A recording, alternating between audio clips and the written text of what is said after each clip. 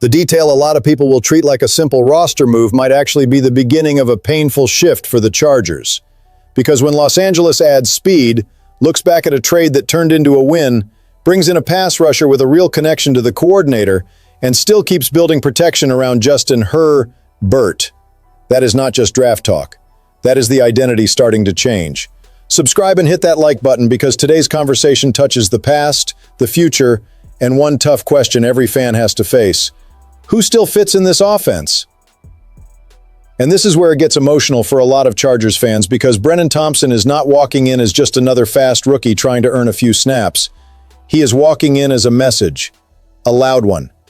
Los Angeles probably needed to add a young receiver for Mike McDaniel. That made sense all offseason. But taking the guy who ran a 4.26 at the Combine, the fastest player in the class, changes the conversation in a way nobody can ignore.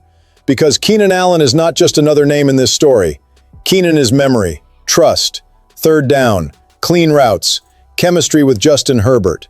He is the kind of player Chargers fans look at and feel like there is still a bridge to some important years in this franchise.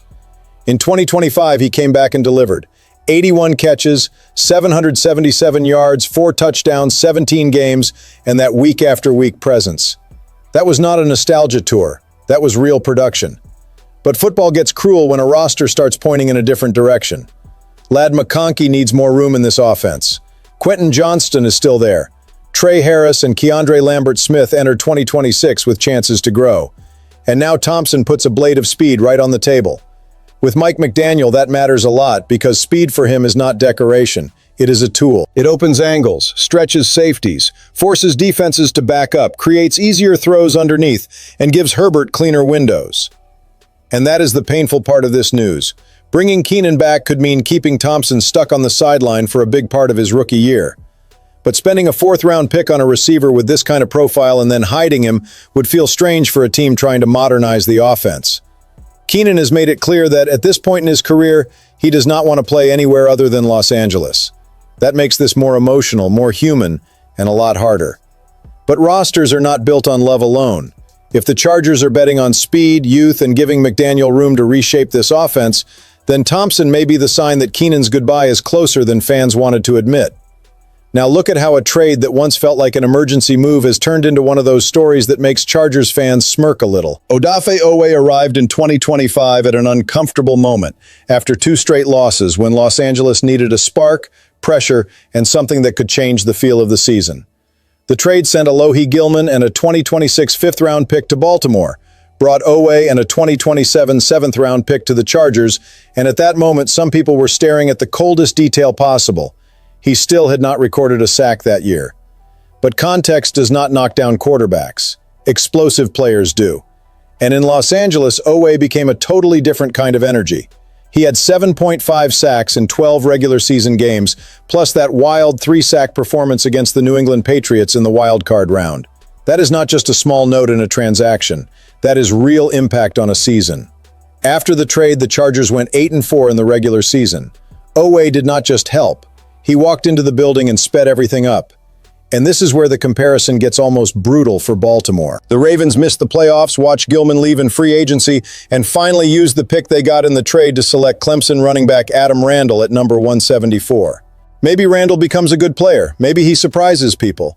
But the reaction around Baltimore already felt strange because there was real pressure to add a center after Tyler Linderbaum left. And local criticism hit that exact point. The team seemed to have a bigger need in the middle of the line. Meanwhile, the Chargers already got the best stretch of Oweh's career, watched him earn a $100 million deal with Washington, and still should get compensated in the 2027 draft for losing him. The projection points to a 3rd-round pick. In the lower-end scenario, it could be a 4th. So put it on the scale without emotion for 1 second. Los Angeles got premium edge production, a push for the season, a future 7th, and a valuable compensatory pick. Baltimore got a safety who left and a 6th-round running back. That is aggressive management with real return. And that is why I defend Ortiz when he hunts for value. Not every front office win shows up on trade night. Some only become obvious months later, when the board finally shows who actually charged the right price. Some news does not explode on the screen, but it keeps poking at the brain of anyone who follows roster building closely. Nadeem Tucker signing with the Chargers as an undrafted free agent is exactly that kind of move. It is not the name that stops everybody mid-scroll. It is not a first-round pick, not a massive contract, not a national headline, but it is the kind of bet that can become a real conversation if the right fit meets the right coach. And with Tucker, the fit is not random. It is personal, technical, and direct. Chris O'Leary knows this player. O'Leary left the Chargers environment, spent 1 year as defensive coordinator at Western Michigan, and that is exactly where Tucker broke out. Before that, his pass rush production was almost empty. 13 games across 3 college seasons and 0 sacks. Then came 2025. Then came O'Leary. Then came a role that seemed to unlock him. Suddenly, Tucker finished with 14.5 sacks and 21 tackles for loss in 13 games. That changes how I look at this signing. Because some UDFAs come in as total shots in the dark. Tucker comes in as someone the coordinator has already seen up close, already tested, already pushed, and already unlocked. And when a coach puts his hands on a player and gets the best sack season in the country out of him, the meeting in Los Angeles does not start from zero. It starts with practice memory, behavior details, response to coaching, toughness, motor, and all the little things that do not show up cleanly in a spreadsheet. Now, we cannot romanticize it too much. The path is tough. The Chargers have serious depth at edge, especially after adding Akeem Messidor in the first round. Tucker could have a strong camp and still run into a numbers problem. He could end up on the practice squad. He could get cut.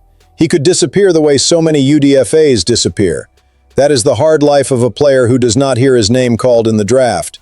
But there is a door, and that door is special teams. If Tucker shows hunger there, if he accepts the dirty snaps, the ugly contact, the chase, the coverage work, and the role that decides roster spots 51, 52, and 53, then this story gets oxygen. I want to hear from the fan base.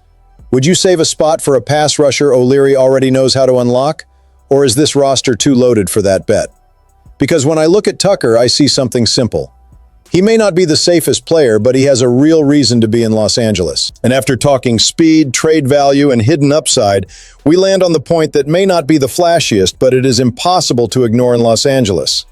Protecting Justin Herbert can no longer be a side conversation. Travis Burke, the Memphis tackle taken at number 117, enters this story as a 6'9", 325-pound reminder that the Chargers know exactly where last season hurt. Because that 19-3 wildcard loss to the New England Patriots was not just a bad score, it was a bad feeling. The offense was stuck, the protection was struggling, and fans were looking at Herbert thinking, you cannot ask for miracles every week if the quarterback does not have time to breathe. Los Angeles finished 2025 allowing 60 sacks, the second most in the NFL, and yes, the context matters. Rashawn Slater and Joe Alt both suffered season-ending injuries, and any team would feel that. But context does not erase consequence. The quarterback still feels those hits. That is why Burke makes sense. He is not coming in to steal headlines from Slater or Alt. He is coming in as development, depth, insurance, and competition. The kind of pick that only feels small until the day you need it. Before Memphis, he went through Gardner-Webb, excelled at the FCS level, moved to FIU, started 22 games over 2 seasons at right tackle, and then finished his college career at Memphis, holding down the right side of the line for the first 11 games of 2025 before an injury ended his year. The size jumps out right away, but it is not just size. Burke helped a Memphis run game that finished 25th in the FBS with 5.05 yards per carry. At the Combine, he ran a 5.17 in the 40-yard dash, posted a 27-inch vertical, an 8'11" broad jump, and measured with 34.25-inch arms. For a tackle that big, those numbers give coaches something to work with. He is not a finished product. He is a mold. He is someone who can learn behind Joe Alt at right tackle and grow without being thrown straight into the fire. And there is another historical detail here. Burke was the first American Conference prospect selected in this draft, ending the longest drought in conference history after nobody went in the first 3 rounds. For Memphis, it was also a milestone. The first Tiger selected since Kobe Minor as Mr. Irrelevant in 2025, and the earliest since Dylan Parham in 2022. But for the Chargers, the read is simpler and more urgent. After what happened to the line, every reliable body matters. This is the kind of pick that deals with reality. Herbert needs stars around him, of course, but he also needs less violent Sundays, backup plans that do not collapse the offense, and a line that can survive when the schedule gets heavy. Burke may start quietly, but if he develops, this 4th-round pick could become a practical answer to a pain this fan base felt deep. In the end, what ties these four stories together is pretty clear. The Chargers are trying to trade comfort for direction. Thompson may close an emotional door for Keenan Allen. Oweh became proof that an aggressive trade can return more than it seemed. Tucker is a bet on relationship and explosion. Burke is protection built before the emergency hits. This is a roster being shaped with intention. Now the fan base has to track every detail because the next version of Los Angeles is being formed through decisions that look small until they show up on Sunday. If you want to follow this rebuild from the inside, subscribe, hit the like button, and stay right here with us.